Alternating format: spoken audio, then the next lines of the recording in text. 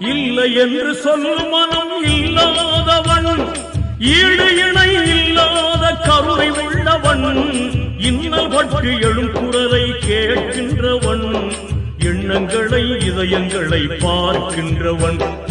இறைவனிடம் கையேந்துங்கள், அவன் இல்லை என்று சொல்லுவதில்லை.